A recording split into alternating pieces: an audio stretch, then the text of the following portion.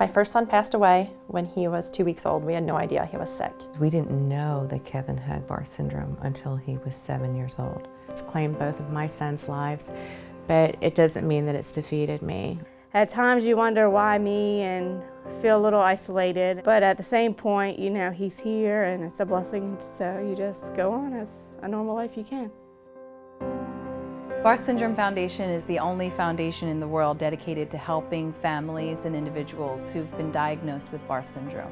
In 1996, I took my son, Michael, to Amsterdam to see Dr. Peter Barth, who originally described the disorder. And he said there are others and you should find them, because if you find one another, you can help them. I started a website, and I didn't know anything about starting a website, but one of the things that I've learned is the impossible is possible. Barth syndrome is a genetic disorder that occurs in boys. Barth syndrome was described for many years as children who have a certain type of heart disease, low white blood cell count, and some growth delay. And it was only in the mid-1990s that a particular gene was found to be the cause of Barth syndrome. It waxes and wanes, it gets better and it gets worse. And I think that's something that's unusual, something that's kind of unexpected.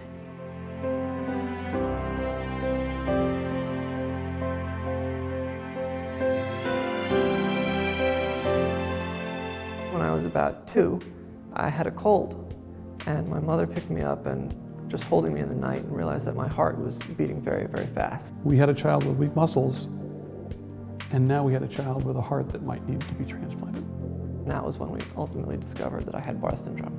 The first thing that we went through was the 12-week course of ICU, him having a heart transplant, and 6 months later we finally got the diagnosis.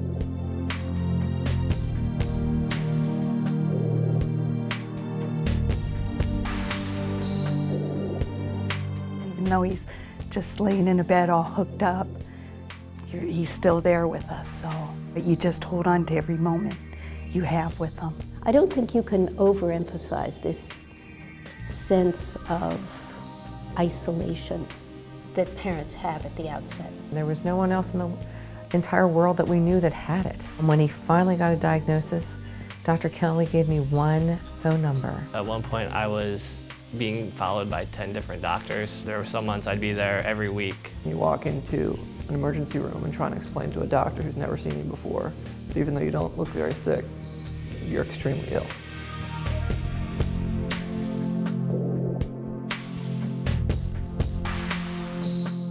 Exhaustion is a daily prospect. I'm in bed a lot of the time. Pain is a huge issue. Constant doctor's appointments are a problem. We went for an overnight one night and the other little boy just got up and ran to the car. Well, Henry had, I think, 9 different medicines and supplements to take. And so you don't realize how much time you spend doing all of the medical side of things during the day until you see another healthy child with them. Why is this happening? Why isn't he eating? Why isn't he growing? Why isn't this happening? Why isn't he doing what my other son did? All those questions were truly never answered until he was way beyond that point. Probably around 5th, middle school age is when the differences between people with Barth and regular kids start to show. They're growing at a normal rate and you're not. All the boys end up reaching normal height, but during their early school years, they're the smallest child in the class, often smaller than some children 2 grades back, and it's difficult socially.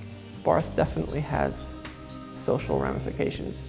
Particularly as a young man, you're judged, particularly by your peers, as a physical specimen. You know, how fast can you run, how high can you jump, how well can you play football. Every new thing that he can do that he's probably been delayed on, it's a mark for a celebration.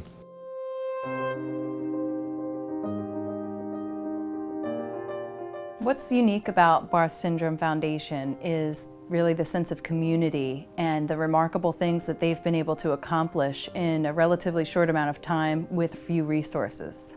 It just makes me not feel alone. I have people to go to. You can look into another mother's eyes and they know. It was a resource, it was a mechanism for us to have more hope about his future. We collectively believe that one of the greater partners in care happens to be the parents. And when a parent begins to trust their instincts, then they are empowered as a partner to make a difference in their child's life. We have stem cell research going on up at Harvard. We've created a Barth mouse, which can serve as a mammalian model, gene therapy. And finally, we have a very well-attended international scientific, medical, and family conference that happens every 2 years that we fund entirely. It gives us a chance to connect with not only other families that have children or young men affected by Barth syndrome, but with doctors who have experience with the condition. The foundation recruited just about every important person, so it really is a model for how a family disease organization should work.